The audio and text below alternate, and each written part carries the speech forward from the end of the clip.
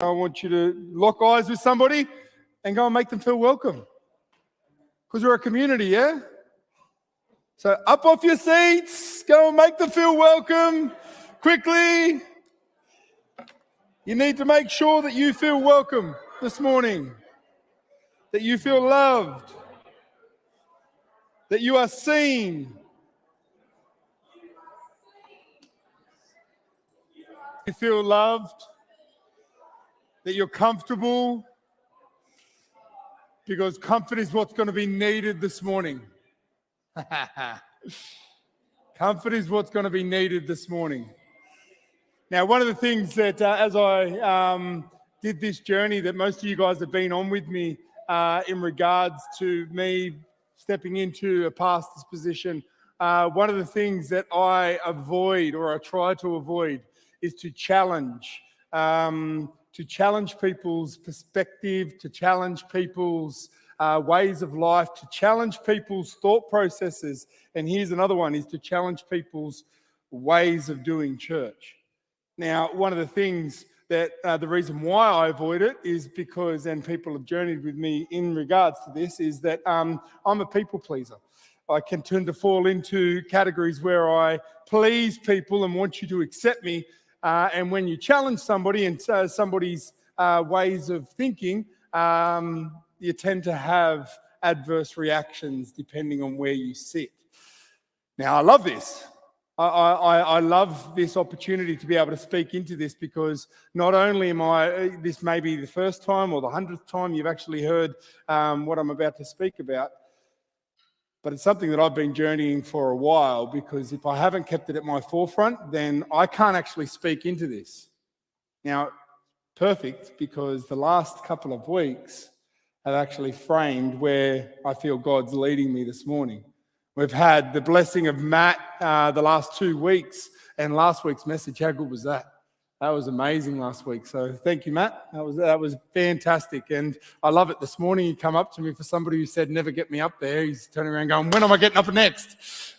Love it. It's great. And this might be ironic, and I want you to realize how blessed we are as a church, of how many people want to actually speak into our lives and our journey, is that whether you've noticed it or not, and hopefully you haven't noticed, is that this is the first time I'm up here speaking for 2 months. Just the way that it actually has occurred, from August into people wanting to step up and be able to speak into our journey as the church.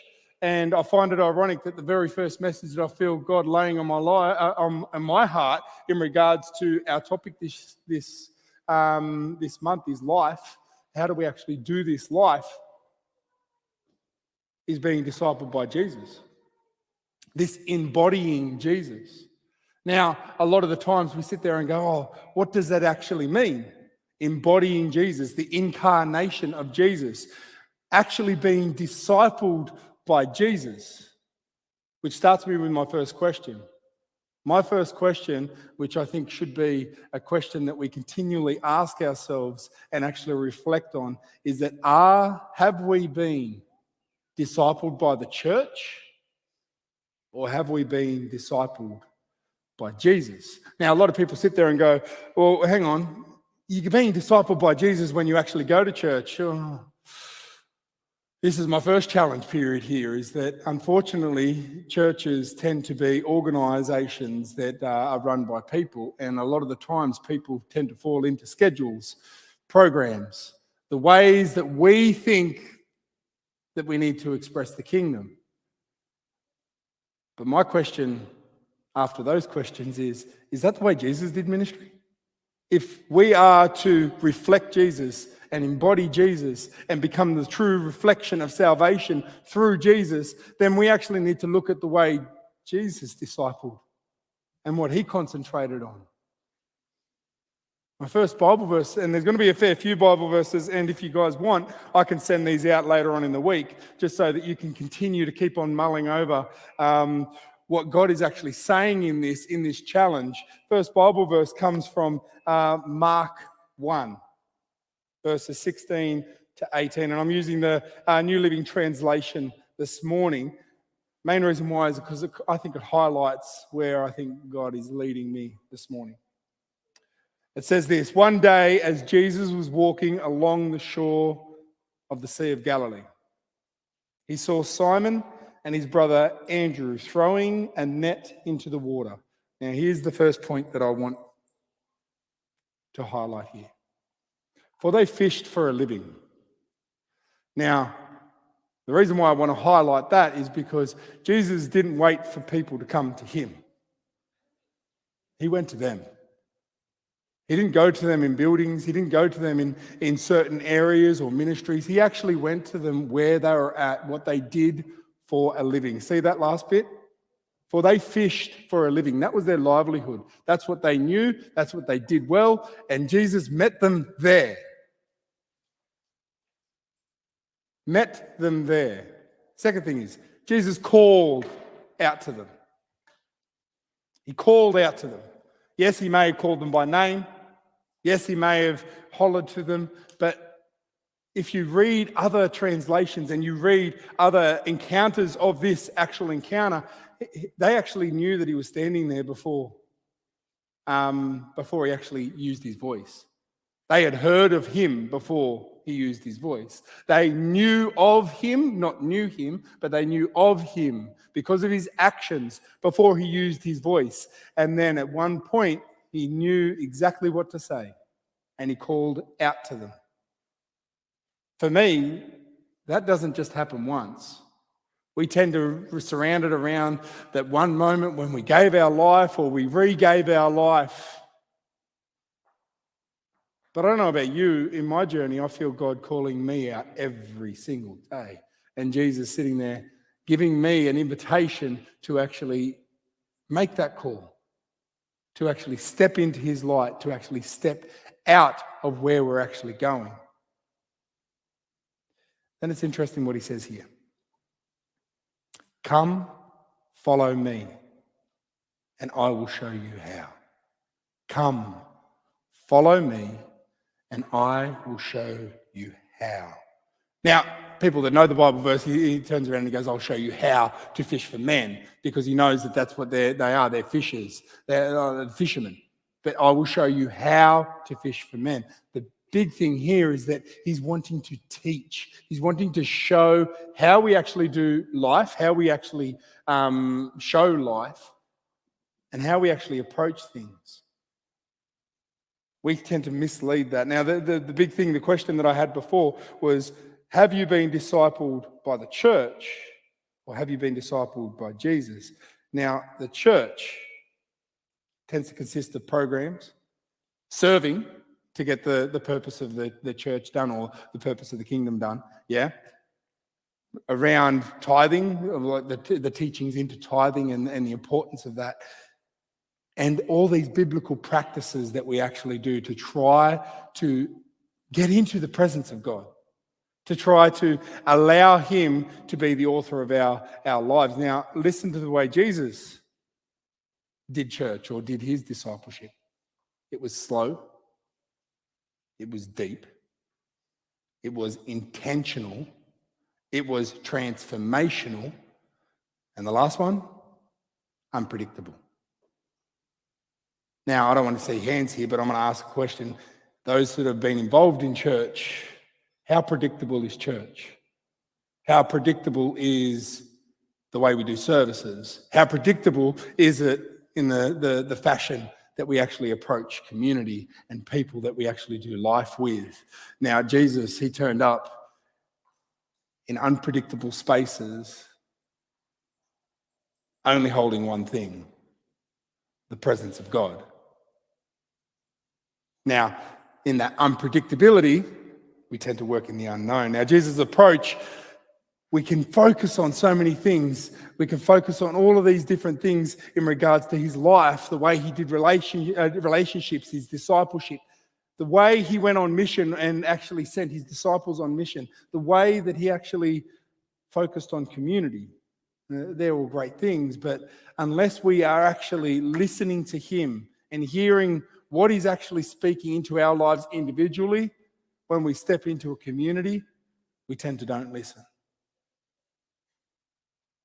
Now, I've taken this and I've preached this message before, but today it's a little bit different. The reason why it's a little bit different is because I'm speaking to my family. I'm speaking to the people that we journey with. And I've said this to people that I don't. Still part of the kingdom. But today there is a bigger challenge, I believe. There is an invitation to actually take into how we actually approach Jesus and how we actually manifest in God's presence. Now, Jesus, he's the way he did discipleship is these 5 simple postures. 5 simple postures. Come, follow, appoint, withdraw, go. Come, follow, appoint, withdraw, go. Now we're going to go into them just quickly, and I've got a couple of Bible verses that are attached to that, but let me pray. Let me pray before we get into that. And if you take notes, get your books ready, get your phones ready, because I think today there's an invitation that we need to actually be serious about. Doesn't matter our age or our stage. Lord, I just pray. I pray today that we can actually hear you, not me, not the words that I say. We can actually be present to what you are actually inviting us into. You know our ages, you know our stages, you know our experience, but Lord, you don't concentrate on that. You concentrate on our hearts. So Lord, the ears that I'm speaking about so that we can hear what this invitation is the ears of our heart. It says in Proverbs 4:23, guard your heart above all else, for it is the wellspring of your life. Lord, I just pray that this invitation we take today leads to a transformation that we cannot predict, so that we can be the true reflection of salvation that Peter speaks about, the true reflection of Jesus as we grow into the image of him. The words that I say, let them be of you, not of me. I pray this in Jesus' name. Amen. It's ironic that the first posture that Jesus has is come. And this year, our theme is come. And earlier on this year, we went through, which I'm not going to dive into because each week we had so many different outlayings of what it actually means when Jesus says come. But the first one that we went through at the beginning of the year was come, follow me. Matthew 4:19-20. Jesus is caught saying this. Ready? Come, follow me, and I will show you how to fish for people. And they left their nets at once. This is what I'm finding here, is that if somebody saw you, but yet you heard about them, didn't know about them, but they asked you to leave everything that you know, your family, your friends, your job, your security, your safety nets, and follow him into the unknown. I can tell you this first, I'll be sitting there going, yeah, no, I'm not doing that. That's too unsafe for me. It's too unpredictable. But the posture of these guys that had no education, that they were working men, and the first thing that they did was drop their nets at once and followed him. Now, the first invitation when it comes to come is that we need to test our hearts, our motives, our actual aspirations when it comes to Jesus himself. He set up the church. The church is his bride, and we journey together as people. But yet, are we actually focusing on Jesus, or are we actually focusing on the works that we believe that he needs us to do? See, if we follow him, we need to be prepared for a deep transformation. A transformation that we look different, we feel different, we act different, we approach different, because it's not about us. It's not about what we can gain. It's not about what empires we build or how big things are. It's about God and God's will alone. Come, follow me, and I will make you fishers of people. His next invitation of come is come to me. In Matthew 11:28, starting at 28, Jesus is caught saying this, come to me, all of you who are weary and carry heavy burdens, and I will give you rest. Now, we've spoken into rest multiple times over the last couple of years. The importance of rest, how God views rest. But my question here is that we had a whole sermon series on come, and most of it was to do with come and rest. I'm not going to ask for hands here, but how many people have heard that sermon and actually took that and implemented it into their life of a moment of rest? Or is it just another sermon that we walk out the doors and we just need to go about life? I will give you rest. Take my yoke upon me. Let me teach you, because I am humble and gentle at heart. And this is the rest that we're talking about. And you will find rest for your souls. You will find rest for your souls. The next one, and as I said, I'm not going to keep too much onto these ones because we've already gone through them this year, and I'm not going to go over the information again, but come and see is this next invitation of come. Come and see. In John 1, starting at 38, I love this part. I love this part because Jesus tends to, he offers these invitations when you don't actually realize these invitations. And these invitations aren't just set to the disciples that we've read about in the Bibles or that we see on TV or that we've heard about in Bible stories. Jesus is actually pointing this question at you and me. John 1, Jesus looked around and he saw them following. Think about it in this context. Jesus is here, he's looking around and he's seeing us following. Yeah? He then turns around and he goes, what do you want? I love that. Jesus says this several times when it comes to healing, when it comes to deliverance, when it comes to actually being taught the right way. He doesn't just give you the information, he actually wants you to search your heart. What do you want?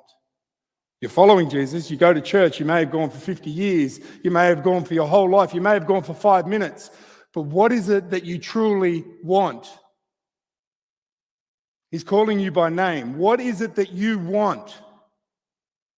He knows what you want. He can give you the answer, but he's actually asking you onto this journey that actually is molded by vulnerability, is molded by openness, is molded by none of your bad experiences, good experiences, things that you think that might be the right way to go. There's no barriers there because Jesus is going, I know what you want, but do you know? And then his response, after a few conversations, because they refer to him as a rabbi, and then he turns around and he goes, come and see. Come and see. Not come and do, not come and just get involved. Come and see. What's he asking us to see? Him. Come and see him. Come and see, he says. What is the invitation that Jesus is giving you right now? You've just heard those 3 quick things, and I can go over it. I could spend another whole sermon series if you want on come, because I'll find it amazing, just this simple word that means so much, because we overlook it in the English language. What is the invitation that he's asking you right now? What is the barriers that you need to drop? What is the expectations that you've brought to church, to him, that may not be met or may not haven't been met because of life choices or what society says or what needs to be done? What is the invitation that God's got for you right now? Literally by just saying, come and see. Come and see. Doesn't matter your stage, your position, your direction, your age. Have you been hearing God? Or have you been using God?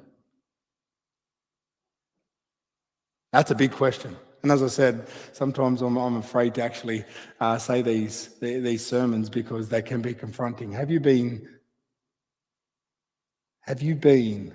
hearing God, or have you been using God for your own agenda? This next posture that Jesus has in his discipleship is follow. Really simple. Follow. And I've already touched on it in regards to Jesus saying, come and follow me. But what does it actually mean to follow him. Mark 8, starting at verse 34. Then calling the crowd to join his disciples, he said, "If anyone wants to be my follower, you must give up your own way." I could stop it there if we want. We must give up our own way, our own agendas, our own perspective, our own expectations. Take up your cross daily and follow me. Take up your cross.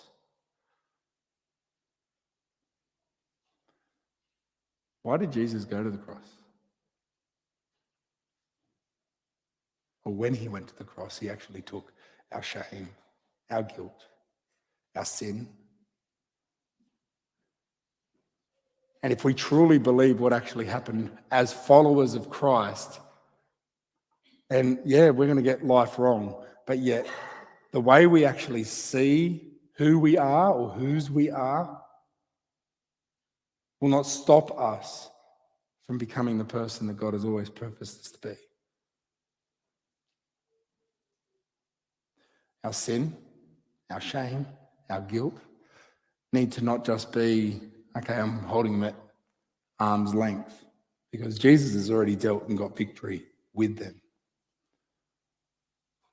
And maybe it's time in our following that we need to take up our cross, deal with these deep things that might be holding barriers from actually following God authentically.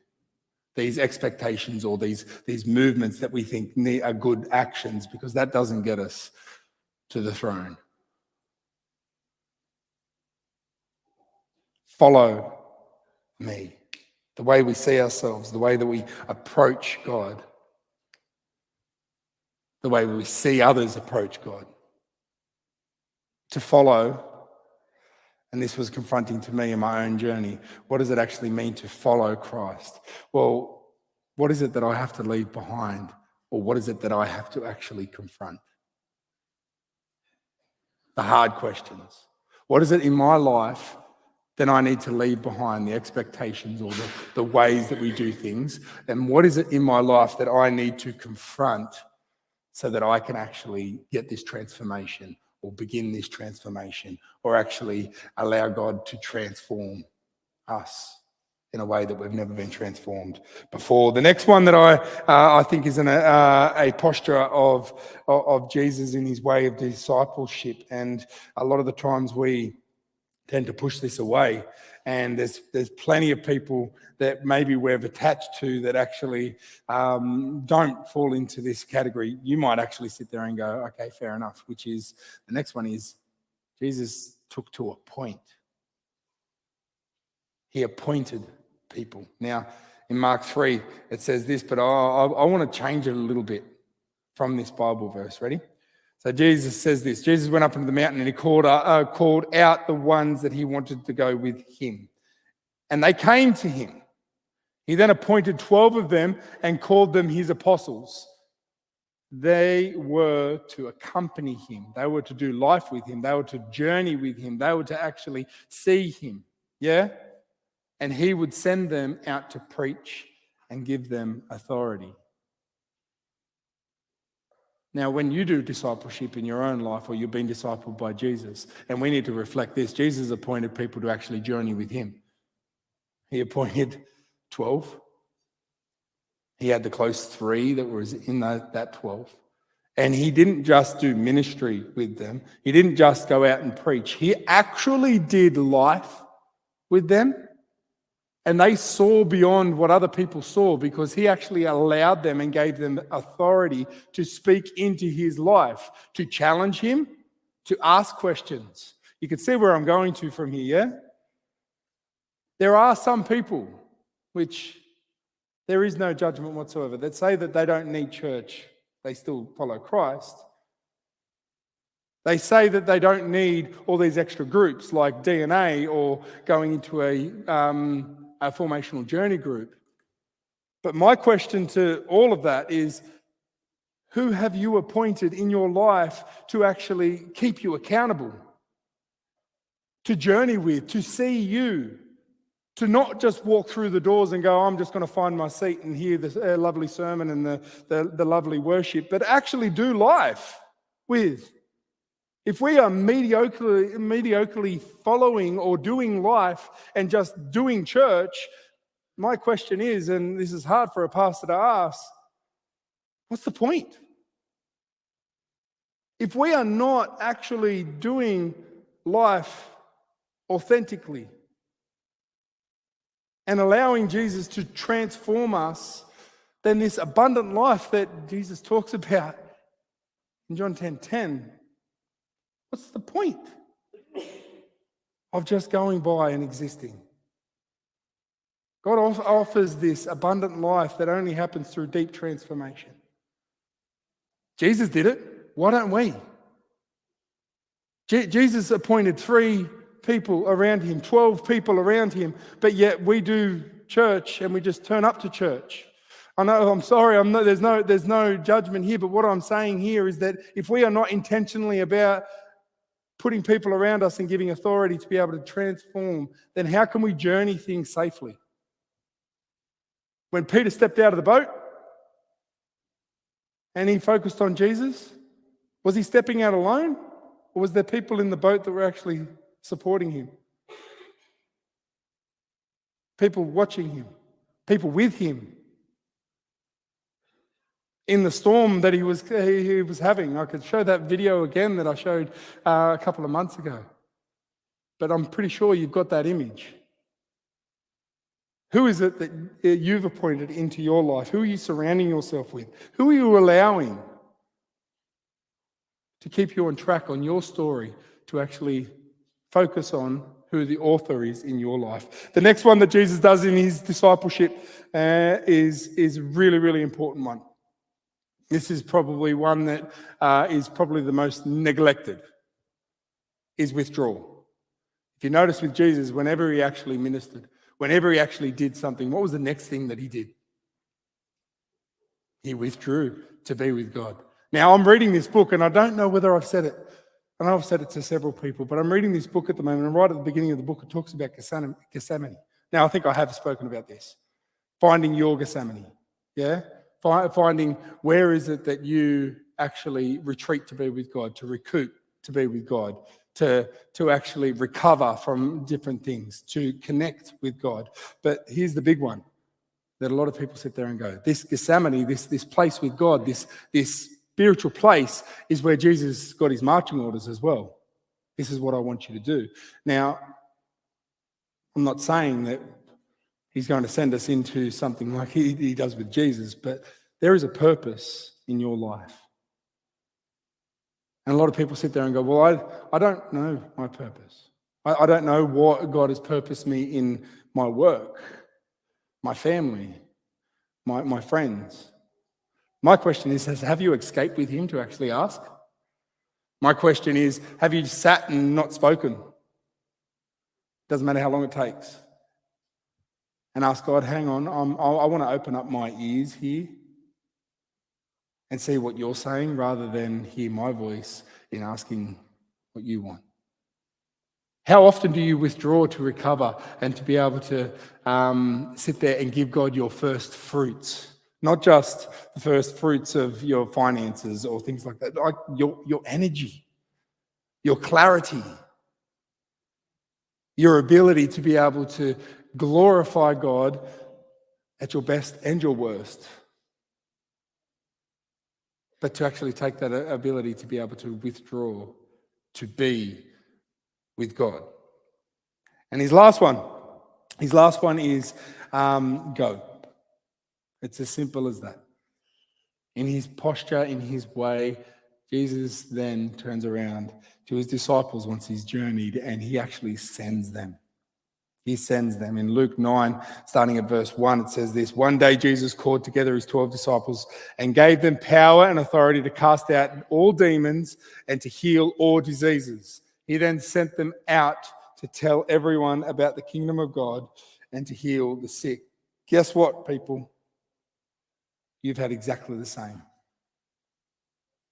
You have been sent into where you are at the moment, into your offices, into your family, into your relationships. And I've said this before, nobody else is in your position. So God has trusted you with those moments. God has trusted you to actually breathe the kingdom,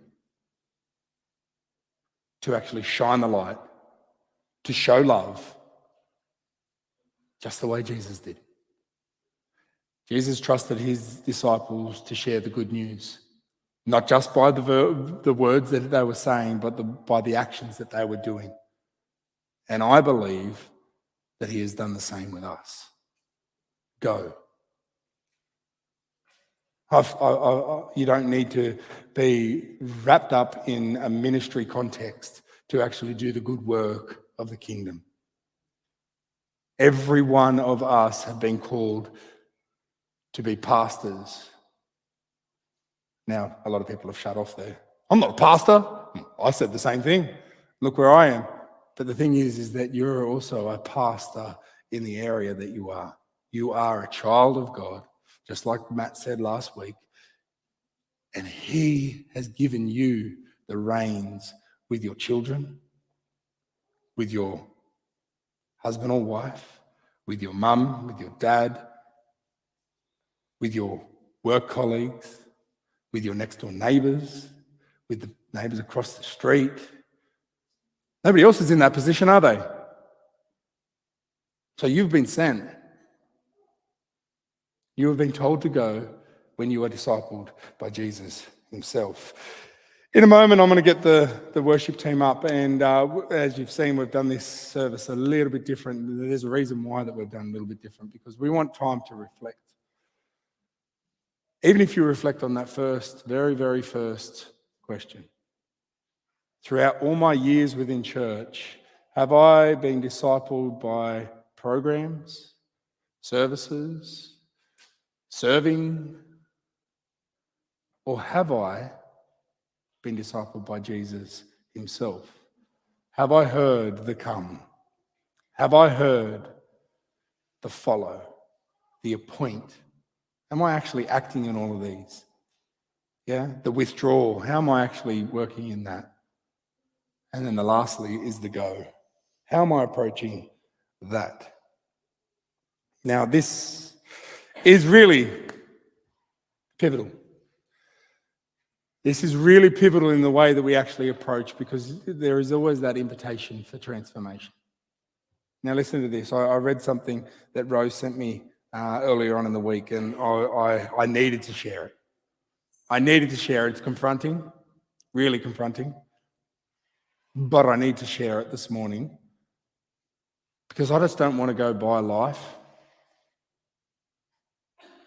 knowing that I had an opportunity to be able to share something with everyone that's purposed in this room today, and giving us the opportunity to take an invitation.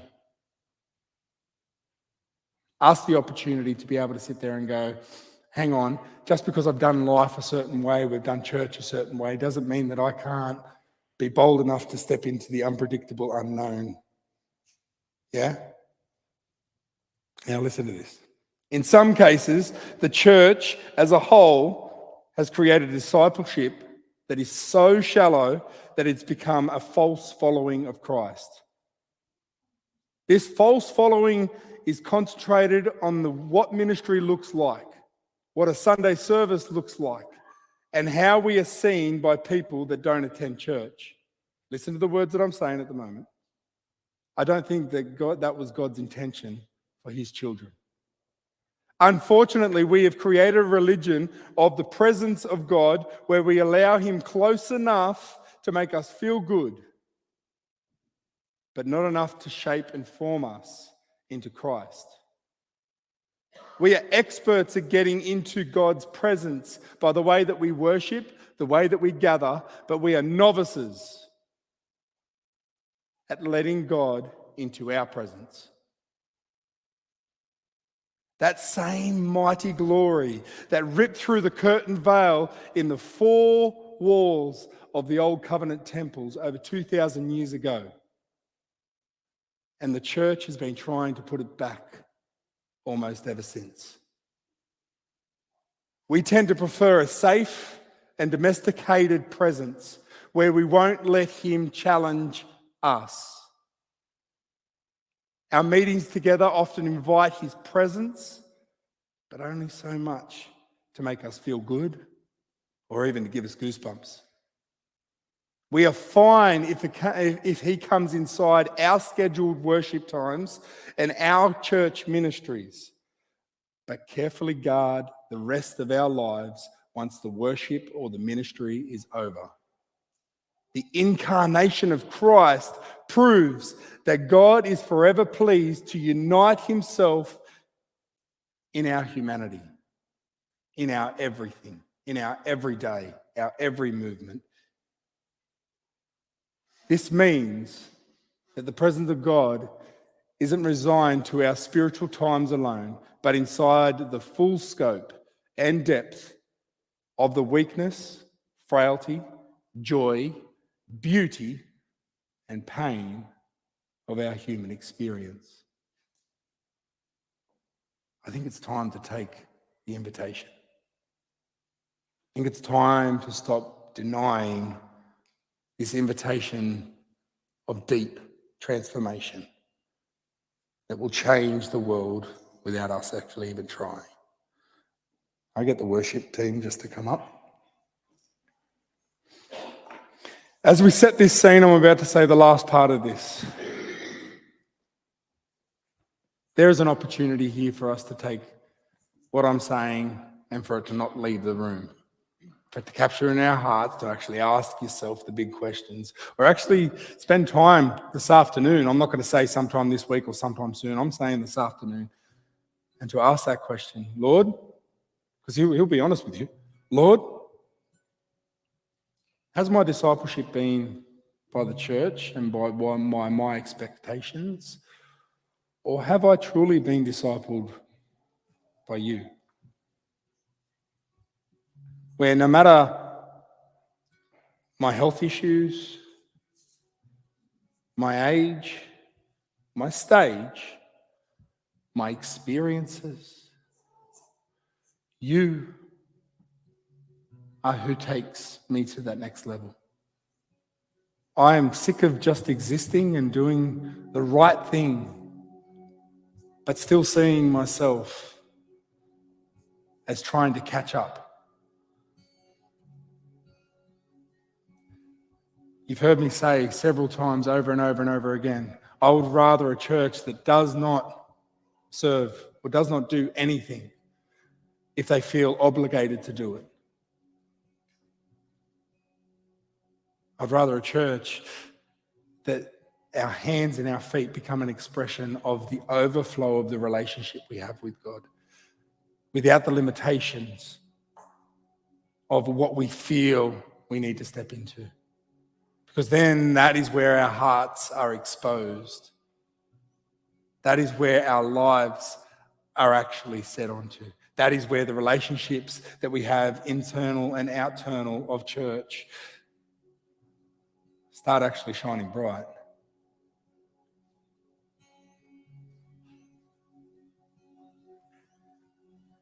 To be truly discipled by Jesus. And to start this transformation, we go from preferring a predictable presence of God, the one that molds to our meetings and agendas, into the presence of God that parts the oceans, topples empires, and leads us into the uncomfortable realm of faith. The unknown, mysterious, uncomfortable space where we truly meet Jesus and unlock this abundant life. This life where we have nothing to prove because we are children of the Most High.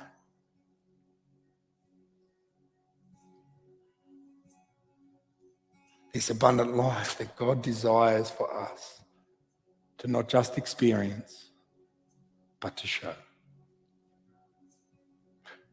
So the question is simple, my brothers and sisters. Have you authentically and honestly asked yourself, have I been discipled by the church? Or have I been discipled by you, God? Come, follow, appoint, withdraw, go. Can be simple words that can transform everything.